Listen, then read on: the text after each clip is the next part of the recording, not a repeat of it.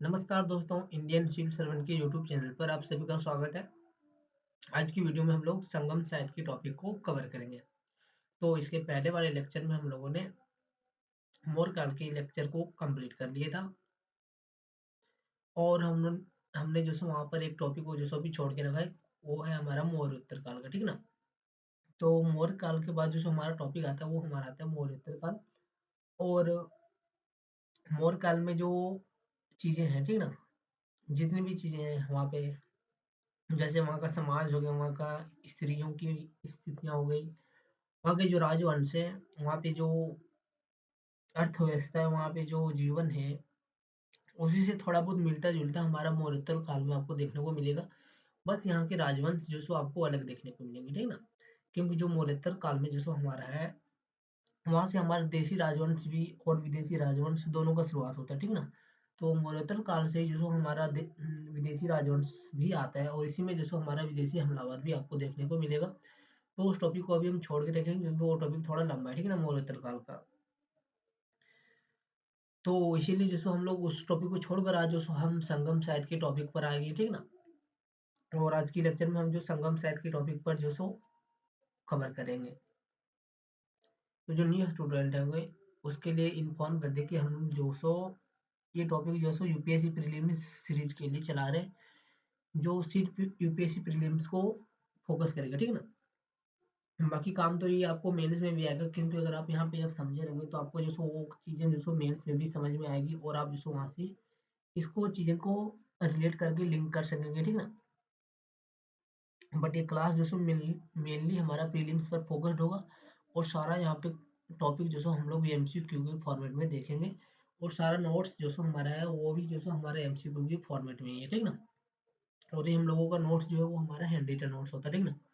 तो चलिए दोस्तों, आज की लेक्चर में हम लोग जो संगम साहित्य के टॉपिक को स्टार्ट कर लेते हैं, और संगम साहित्य से रिलेटेड जितने भी तरह के यूपीएससी में सवाल आ सकते हैं, ठीक है ना, उन सारे बिंदुओं को जो हम लोग समझेंगे। बाकी जो एक्स्ट्रा फैक्ट वगैरह है उस सब को जो हम लोग नहीं समझेंगे, सिर्फ वही पॉइंट को हम लोग समझेंगे, ठीक है ना, जो यूपीएससी में पूछा जा सकता है। तो इस टॉपिक के अंदर अगर इस टॉपिक को अगर आप सही से पढ़ लेंगे, जो हम आपको अभी दिखाएंगे, ठीक है ना, तो इतना अगर आप सही से पढ़ लेंगे तो आपको संगम साहित्य का जो टॉपिक है, संगम साहित्य से रिलेटेड जितने भी तरह के डाउट हैं सब क्लियर हो जाएंगे। तो चलिए स्टार्ट करते हैं।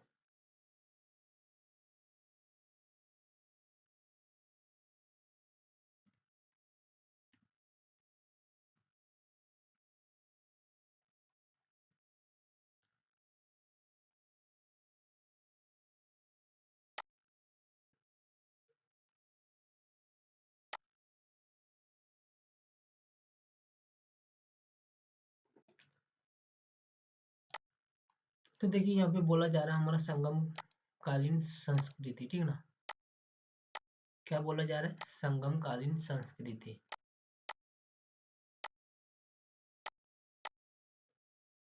तो सबसे पहले हम लोग संगम कालीन की संस्कृति को देख लेते हैं, ठीक है ना, मतलब ऊपर ऊपर से इसका इंट्रोडक्शन देखते हैं कि ये क्या चीज है। सो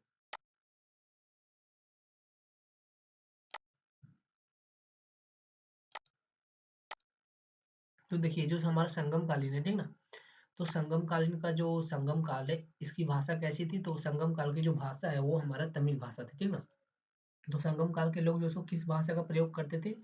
तो संगम काल के लोग जो सो हमारा तमिल भाषा का प्रयोग करते थे, ठीक ना।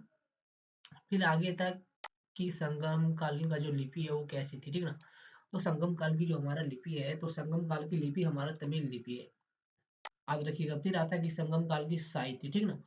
तो संगम काल की साहित्य हमारा है संगम साहित्य।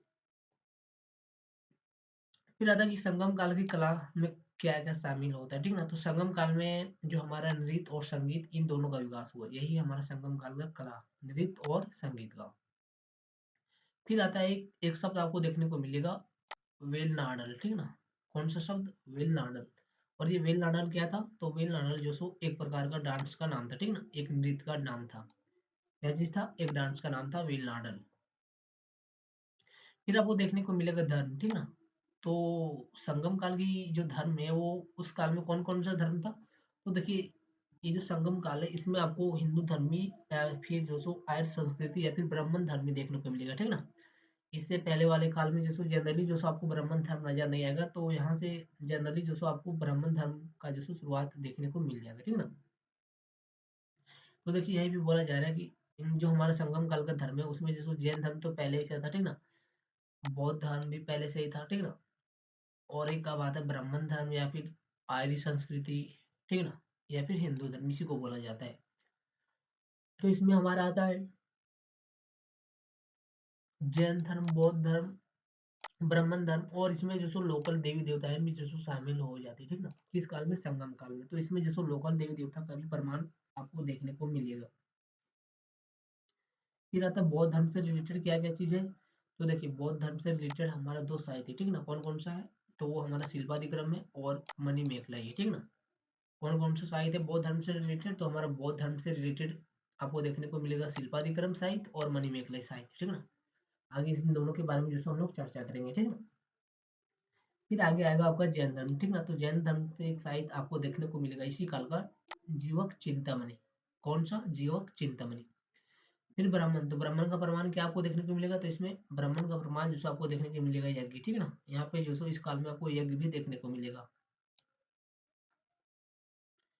फिर आता है कि जो हमारा इंद्र है, कृष्ण है, शिव है, ये भी जो सो इन सभी देवताओं की जो सो पूजा आपको देखने को मिलेगी, ठीक ना। किस काल में? संगम काल में। किस किस का? इंद्र का भी देखने को मिलेगा, कृष्ण का भी देखने को मिलेगा और शिव का भी देखने को मिलेगा, ठीक ना। तो इन तीनों जो सो देवताओं का भी पूजा आपको संगम काल में देखने को मिलेगा। फिर आता है कि लोकल देवी देवता में कौन शामिल थे। तो जो हमारा संगम काल के लोकल देवी देवता है उसमें जनरली किसको शामिल किया जाता है? तो देखिए संगम काल के लोकल देवी देवता में जो हमारा जनरली किसको शामिल किया जाता है वो देखिए। तो यहाँ से सवाल यूपीएससी ने पूछ रखा है, ठीक ना। जो अल्लमा है, ठीक ना, एक शब्द आता है संगम काल में अल्लमा। तो अल्लमा किस शब्द के लिए प्रयोग होता था उस टाइम? तो उस टाइम अल्लमा बोला जाता था सीमा की देवी को, ठीक ना। किस देवी को बोला जाता था उस अल्लमा? सीमा की देवी को। सीमा की मतलब बॉर्डर, ठीक ना, जो स्टेट का बॉर्डर होता है, ठीक ना, स्टेट बॉर्डर होता है या फिर देश की सीमा, तो सीमा होती नहीं, उसी सीमा को बोला जाता है, ठीक ना। तो ये जो अल्लमा है उसी सीमा की देवी होती थी। तो जो हमारा संगम काल है उस काल में जैसे यलम्मा जो है वो हमारा सीमा की देवी हुआ करती थी, ठीक है ना, याद रखिएगा। फिर पूछा जाएगा कि शीतला देवी कौन था उस टाइम, ठीक ना। तो शीतला देवी हमारा जो है वो चेन्नम्मा की देवी थी। कौन देवी थी? चेन्नम्मा की देवी। फिर एक सवाल आएगा आपसे, शब्द आएगा कोई भी, ठीक ना। कौन सा शब्द आएगा? कोई भी। तो कोई भी जो सो युद्ध की देवी होती थी, ठीक ना। युद्ध की देवी संगम काल में कौन थी? तो वो हमारा कोई भी थी। फिर आपको एक शब्द देखने को मिलेगा बेल मुर्गन। कौन सा शब्द? बेल मुर्गन। तो बेल मुर्गन कौन था उस टाइम? तो बेल मुर्गन जो हमारा संगम साहित्य का सबसे महत्वपूर्ण देवता था, ठीक ना। आपसे पूछा जाएगा कि सबसे महत्वपूर्ण देवता कौन था संगम साहित्य संगम काल का, ठीक ना। तो संगम काल का सबसे महत्वपूर्ण देवता जो सो हमारा यही था, बेल मुर्गन। और बेल मुर्गन का जो तालमेल है वो जो सो हमारा शैव धर्म से भी देखने को मिलता है, ठीक ना। यानी बेल मुर्गन का जो तालमेल है वो शैव धर्म से भी हो जाता है, ठीक ना। किस धर्म से? शैव धर्म से भी हो जाता है। शैव धर्म का मतलब क्या होता है? तो शैव धर्म का मतलब होता है जो शिव को मानते हैं, ठीक ना, जो शंकर को मानते हैं। एक होता है आपको वैष्णव धर्म, ठीक है। तो वैष्णव धर्म का मतलब होता है जो विष्णु को मानते हैं, ठीक ना। कौन? विष्णु को मानते हैं, उसी को बोला जाता है वैष्णव धर्म। और शैव धर्म बोला जाता है विष्णु को मानने वाले को। तो उस टाइम शैव धर्म भी था, शैव धर्म भी था और विष्णु धर्म भी था, ठीक ना। तो उस टाइम जो सो दोनों जो सो अलग अलग प्रकार के धर्म थे, ठीक ना, शैव धर्म और वैष्णव धर्म। तो ये जो बेल मुर्गन है उसका तालमेल किससे होता है? तो बेल मुर्गन का तालमेल होता है शैव धर्म से। याद रखिएगा, पूछा जाएगा।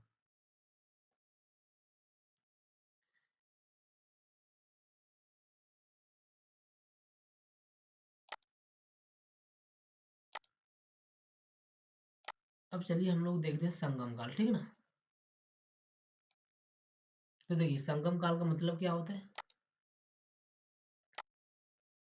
संगम काल का मतलब क्या होता है? तो बोला जा रहा है कि वह युग, ठीक है ना, जिसका इतिहास मूलतः संगम साहित्य पर आधारित है।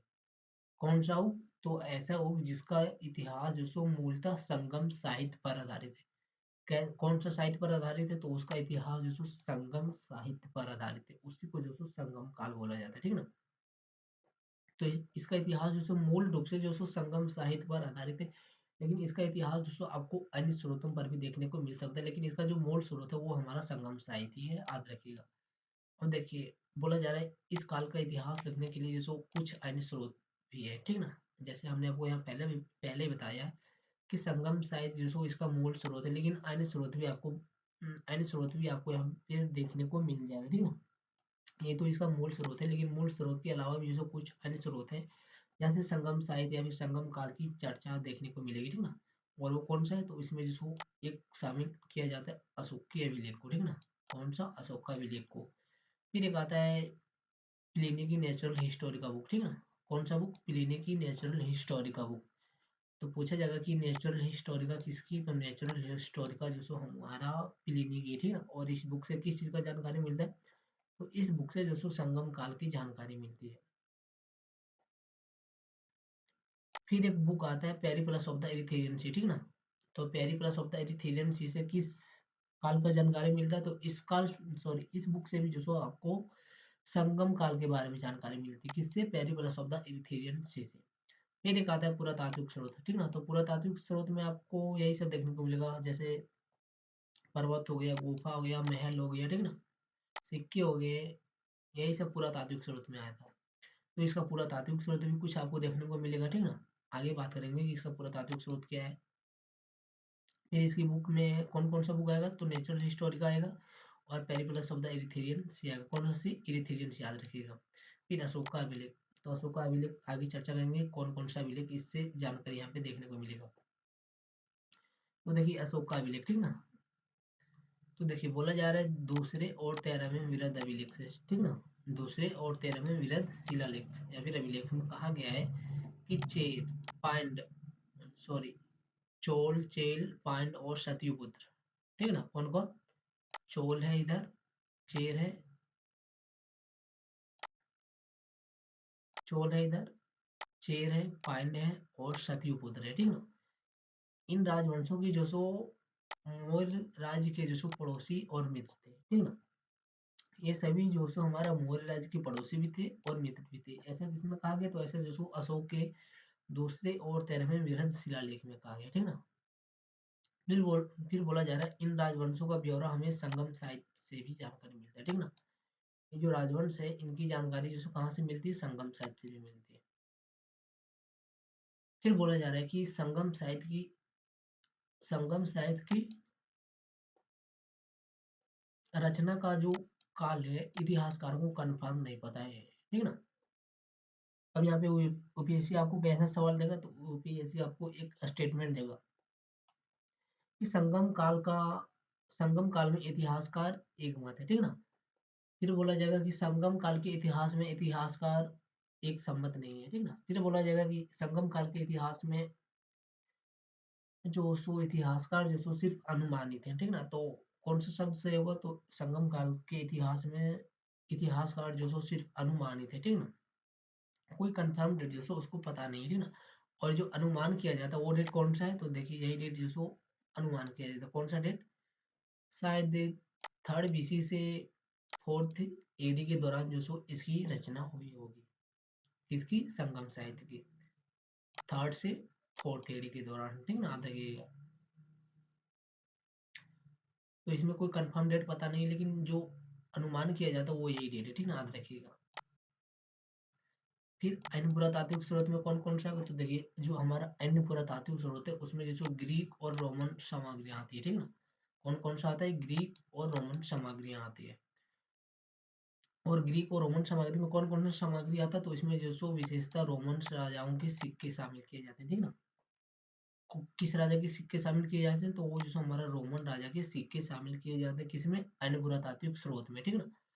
और इसमें जैसे आपको किस किस धातु के सिक्के देखने को मिलते हैं, तो इसमें जैसे आपको स्वर्ण सिक्के मिलेंगे, चांदी के सिक्के मिलेंगे और तांबे के सिक्के मिलेंगे। अब बात आता है कि ये जो स्वर्ण सिक्के, चांदी सिक्के और तांबे सिक्के ये किस राज्य का है, ठीक ना। तो जो हमारा स्वर्ण सिक्का देखने को मिलता है ये जो सो हमारा होता है रोमन के राजा नीरो का, ठीक ना। किस राजा का होता है, राजा नीरो का। और ये कहाँ शासन करता था, तो ये जो सो हमारा रोमन का राजा था, ठीक ना।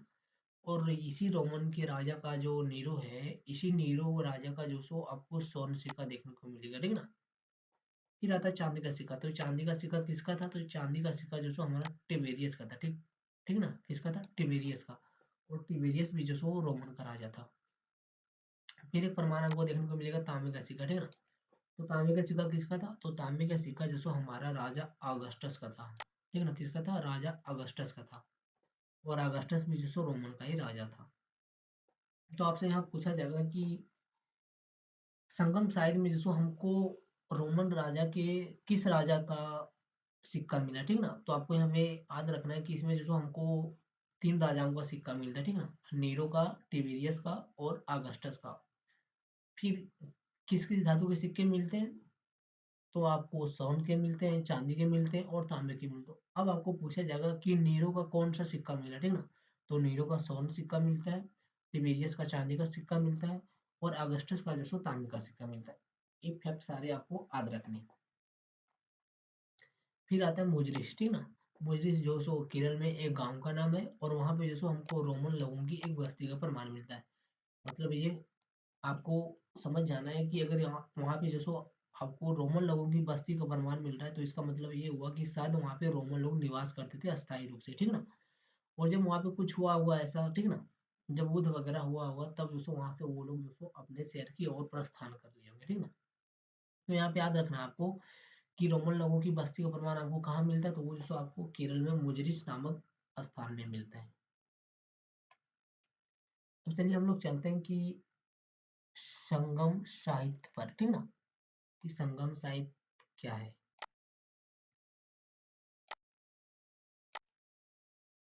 संगम साहित्य,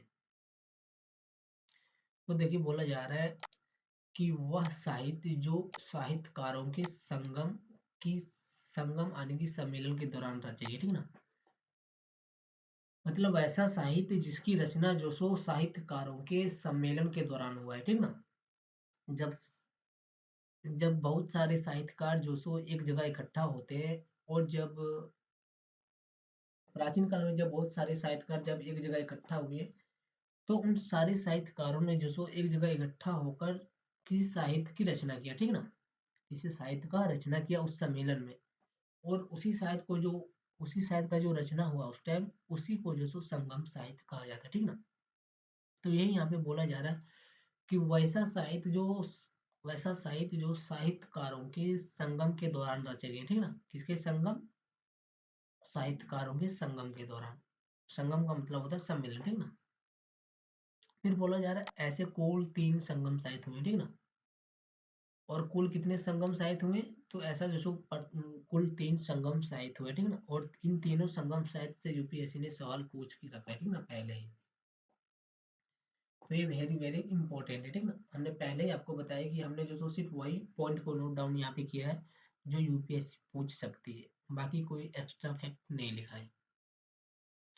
फिर आता है कि आगे पांड्य राज की राजधानी। ठीक ना, पांड्य राज की राजधानी मदुरई। ठीक ना, तो पांड्य राज की राजधानी कहाँ थी? तो वो हमारा मदुरई में थी। और इसी मदुरई में जो सो तीनों संगम साहित्य का आयोजन किया गया। ठीक ना, तो तीनों संगम साहित्य की एक कॉमन बात यही है कि तीनों संगम साहित्य का संगम साहित्य जो तीनों संगम साहित्य है उसका आयोजन जो सो हमारा एक ही शहर में हुआ है। ठीक ना, किस शहर में? मदुरई में। तीनों का बस एक यही कॉमन बात है, बाकी तीनों का अध्यक्ष अलग था, तीनों का राजा अलग था, और तीनों की उपलब्धि अलग है। ठीक ना, बाकी तीनों का शहर जो आयोजन किया गया वो तीनों का आयोजन जो सो हमारा एक ही जगह पर है। तो तीनों संगम साहित्य की एक ही कॉमन बात है कि तीनों का आयोजन जो सो हमारा मदुरई में ही किया गया है। फिर बोला जाए संगम साहित्य में जो सो साहित्यकार इकट्ठा होते थे। ठीक ना, तो संगम साहित्य में क्या होता था? तो संगम साहित्य में साहित्यकार इकट्ठा होते थे और किसी साहित्य की रचना करते थे। अब चलिए हम लोग इसको प्रथम संगम साहित्य पर नजर डालते हैं। ठीक ना, कि प्रथम संगम साहित्य की अध्यक्षता किसने किया था, इसमें क्या क्या उपलब्धि हुआ था। ठीक ना, और ये कैसा हुआ था? तो देखिए बोला जा रहा है इसकी अध्यक्षता जो सो हमारा ऋषि अगस्त ने किया था। ठीक ना, क्या बोला जा रहा है कि इसकी अध्यक्षता जो सो हमारा ऋषि अगस्त ने किया था। मतलब प्रथम संगम साहित्य के अध्यक्ष जो है वो हमारा ऋषि अगस्त थे। ठीक ना, कौन थे? तो ये हमारा ऋषि अगस्त थे। तो ऋषि अगस्त हमारा प्रथम संगम साहित्य के अध्यक्ष थे। और जो ये ऋषि अगस्त है, ठीक ना, ये जो हमारा ऋषि अगस्त है उसी को जो सो दक्षिण भारत में आर्य संस्कृति को फैलाने का श्रेय दिया जाता है, ठीक ना। ऋषि अगस्त को क्या श्रेय दिया जाता है, तो ऋषि अगस्त को ये श्रेय दिया जाता है कि इसी ने जो सो दक्षिण भारत में आर्य संस्कृति का प्रसार किया, फैलाव किया, यानी दक्षिण भारत में इसी ने जो सो ब्राह्मण धर्म या फिर हिंदू धर्म का प्रसार किया था। इसके साथ और भी जो अन्य ऋषिगण थे, लेकिन उनमें से सबसे प्रमुख ऋषि हमारे यही थे, अगस्त ऋषि, ठीक ना। तो दक्षिण भारत में आर्य संस्कृति का फैलाव करने के लिए किस ऋषि का श्रेय दिया जाता है, तो उसको जो सो अगस्त ऋषि का श्रेय दिया जाता है, याद रखिएगा। अगस्त ऋषि ने जो सो दक्षिण भारत में पहली बार आर्य संस्कृति का प्रसार किया था, ठीक ना। आर्य संस्कृति जो सो हमारा पहले उत्तर भारत में था, दक्षिण भारत में नहीं होती थी, ठीक ना। तो यहाँ पे दक्षिण भारत में किसने फैलाया इसको, तो ऋषि अगस्त ने। फिर आता है कि प्रथम संगम साहित्य में जो सो अगस्त ऋषि ने जो किताब रचा था, ठीक ना। ये जो संगम साहित्य हुआ था, प्रथम संगम साहित्य, उस टाइम जो सो इस संगम साहित्य में ऋषि अगस्त ने एक किताब रचा था, ठीक ना। और उस किताब का नाम क्या था, तो उस किताब का नाम था अगत्यार, ठीक ना। क्या नाम था, अगत्यार, याद रखिएगा, कभी भी जो सो पूछ सकता है घुरा फिरा के। फिर बोला जाता है कि जो अगत्यार किताब है, तो अगत्यार का विषय क्या था, तो अगत्यार का विषय हमारा व्याकरण था, ठीक ना। मतलब ये व्याकरण का किताब था। कौन सा किताब था, व्याकरण का। अब बोला जा रहा है कि यह किताब उपलब्ध नहीं, मतलब यह किताब जो सो अब नष्ट हो चुकी, हो सकता है कि समुद्र वगैरह में डूब गया हुआ, ठीक ना। लेकिन अब यह किताब जो सो अब उपलब्ध नहीं रहा है, ठीक ना। अतः प्रथम संगम साहित्य की एक भी किताब उपलब्ध नहीं है, ठीक ना। क्या बोला जा रहा है कि प्रथम संगम साहित्य की एक भी किताब उपलब्ध नहीं है, मतलब ये हुआ कि प्रथम संगम साहित्य की कोई भी उपलब्धि अब आपको देखने को नहीं मिलेगी, ठीक है, ठीक ना। प्रथम संगम साहित्य में जैसे उपलब्धि तो हुआ था, लेकिन वो उपलब्धि जैसे अब प्राचीन भारत में, सॉरी, मॉडर्न इंडिया में आपको देखने को नहीं मिलेगा, अब जैसे वो नष्ट हो चुका है। तो याद रखिएगा कि प्रथम संगम साहित्य में बुक की तो रचना हुआ था, लेकिन वो बुक जो सो अब उपलब्ध नहीं है, वो अब नष्ट हो चुका है। फिर आते हैं हम लोग दूसरे संगम साहित्य पर।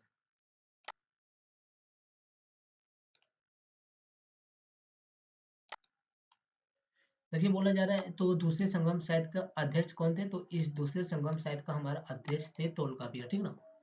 दूसरे संगम साहित्य का अध्यक्ष कौन थे, तो दूसरे संगम साहित्य का अध्यक्ष हमारा तोलकापियर थे, और इसने जो किताब रचा था उस किताब का नाम रखा था तोलकापियम, ठीक ना।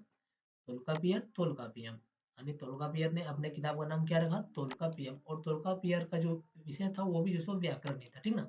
और इसकी भाषा क्या थी इस बुक की, तो इस बुक की भाषा हमारा तोलकापियम ही था, ठीक ना। संगम से ऐसे जितने भी तरह का रिलेटेड भाषा होगा वो आपको तमिल देखने को मिलेगा, ठीक ना।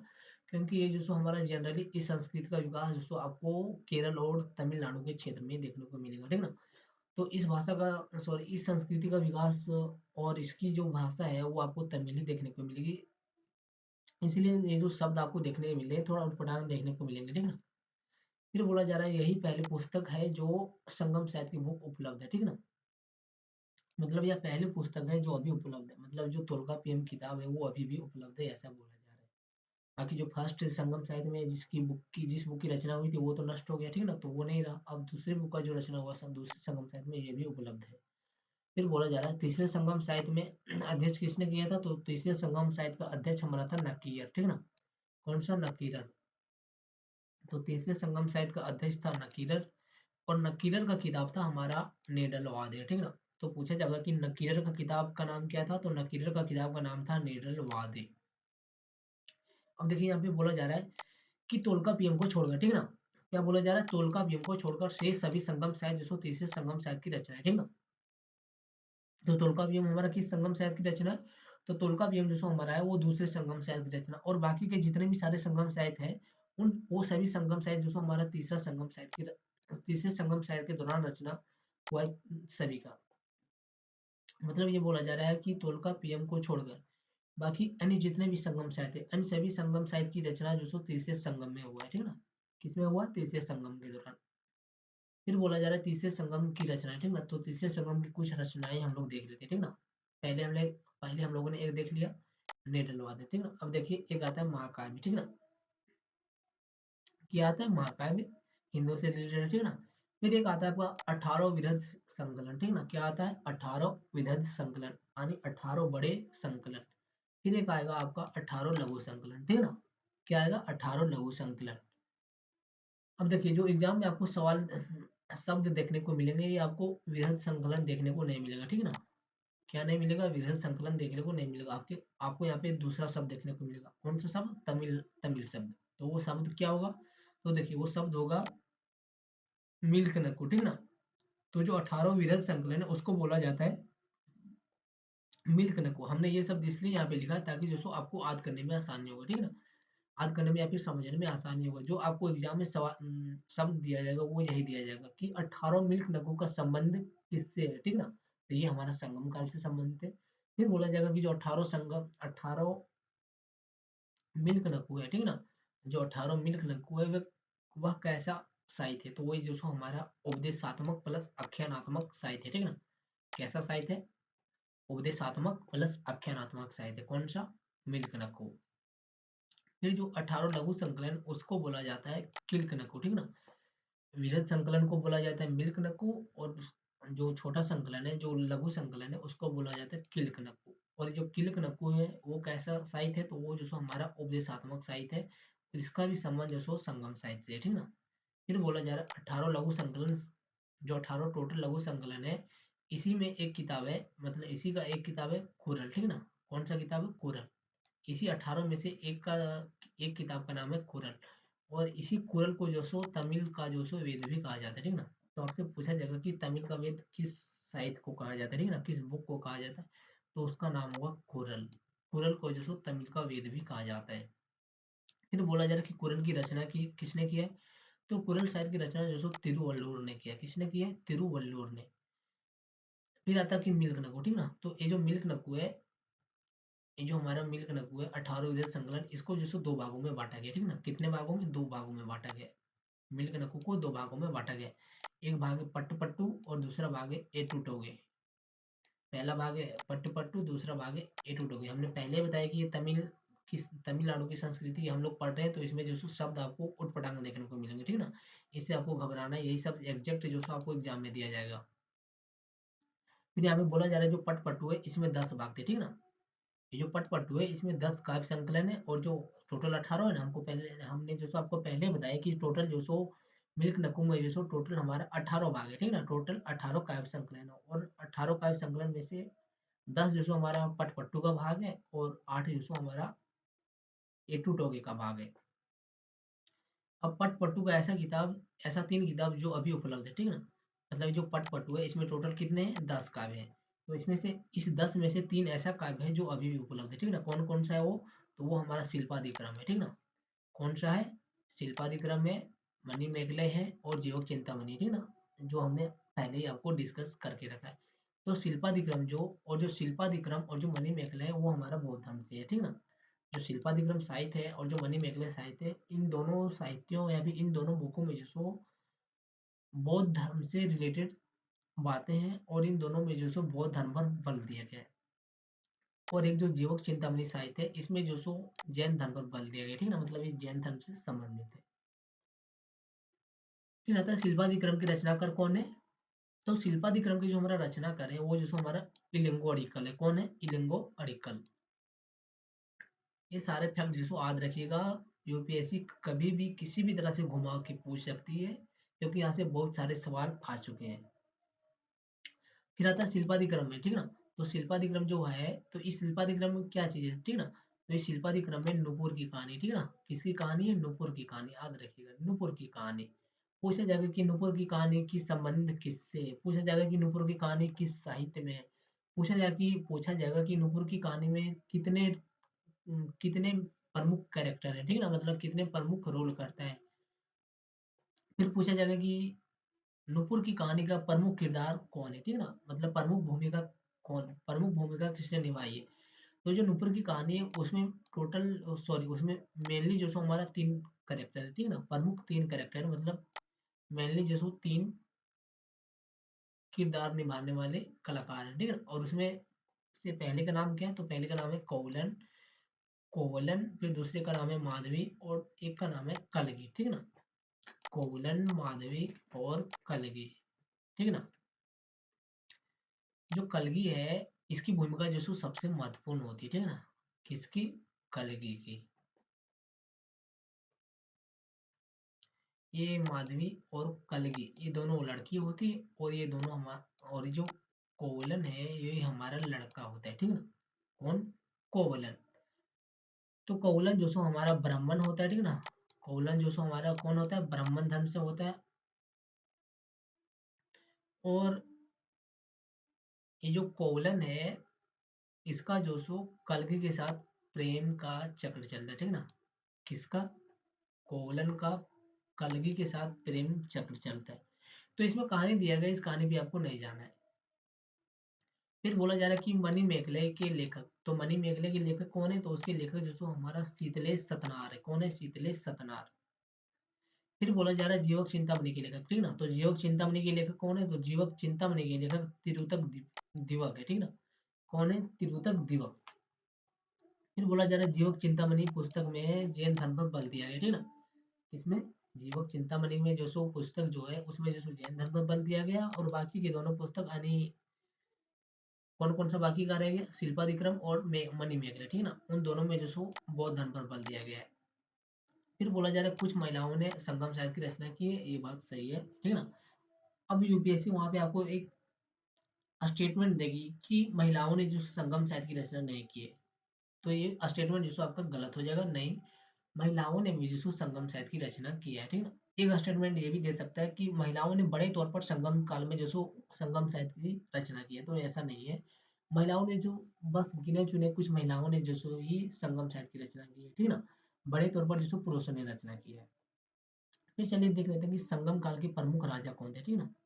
संगम काल के दौरान जो प्रमुख राजा है वो हमारा कौन कौन है।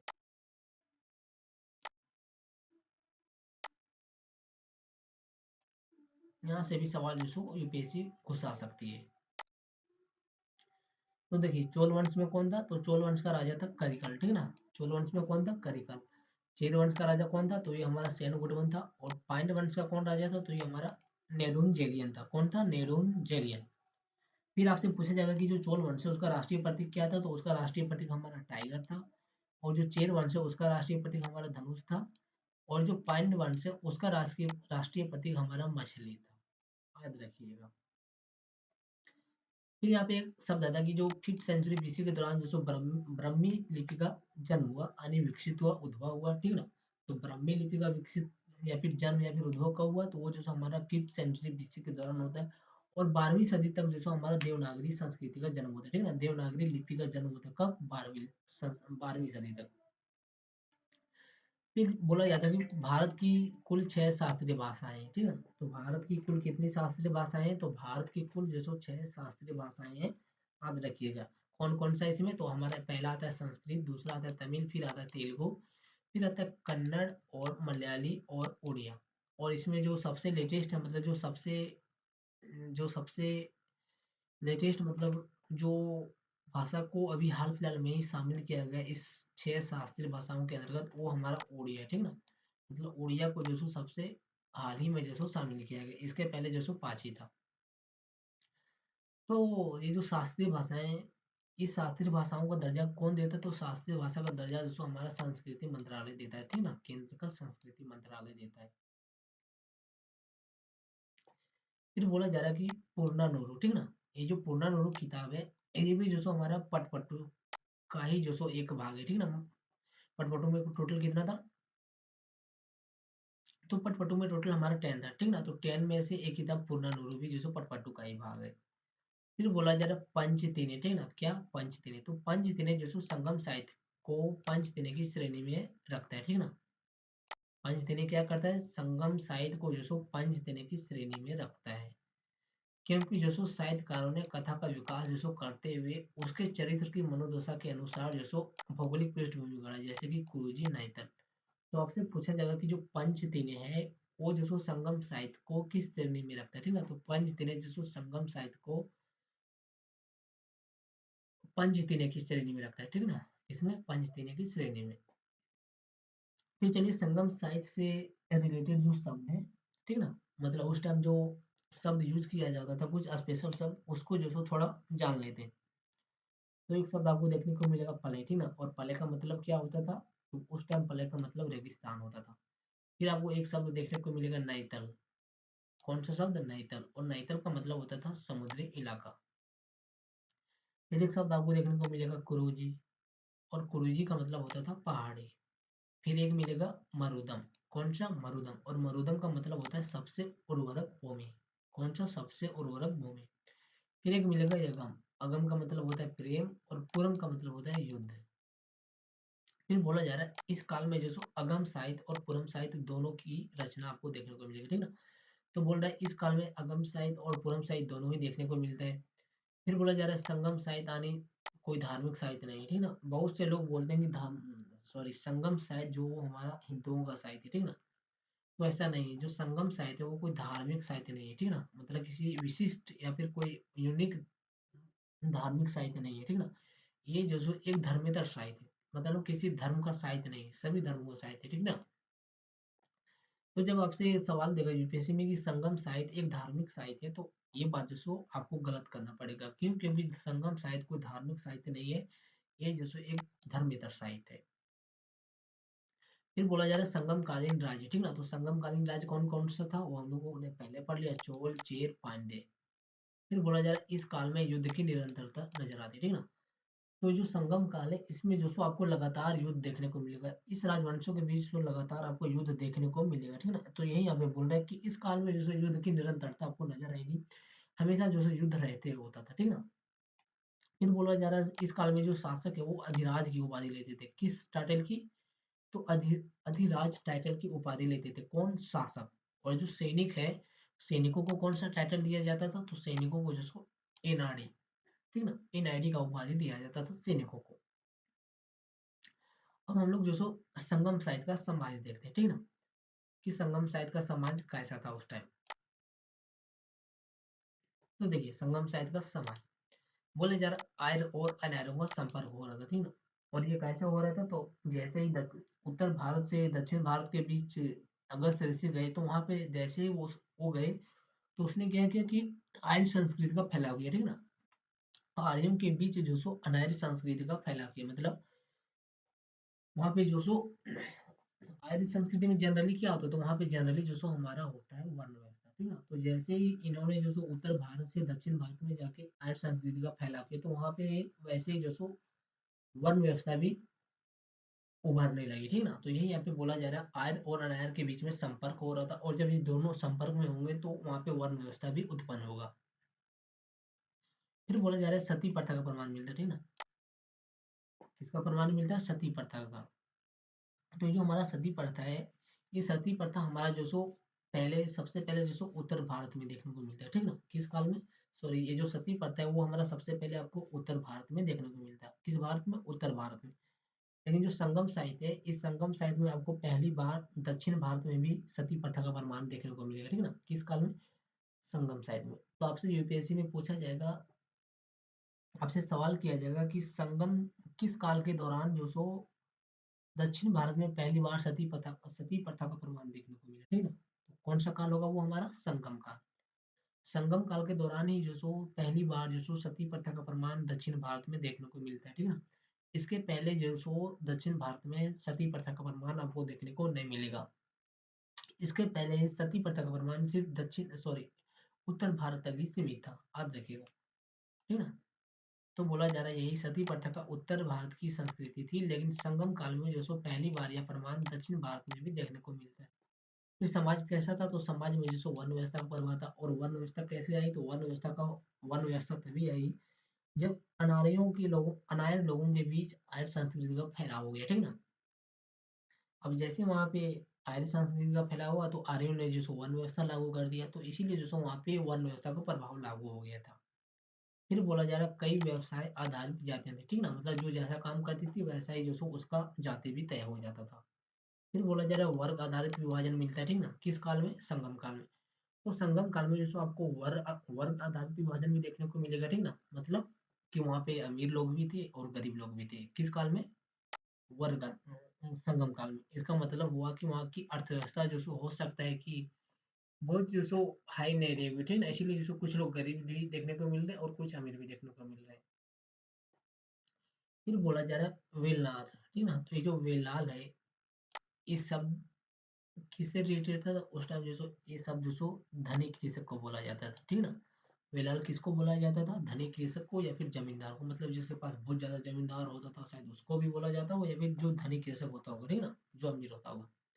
फिर बोला जा रहा वेलाल अपने को कृष्ण का वंशज कहते थे, ठीक ना? तो वेलाल जो सो अपने को किसका वंशज कहते थे? तो वेलाल जो सो अपने को कृष्ण का वंशज कहते थे।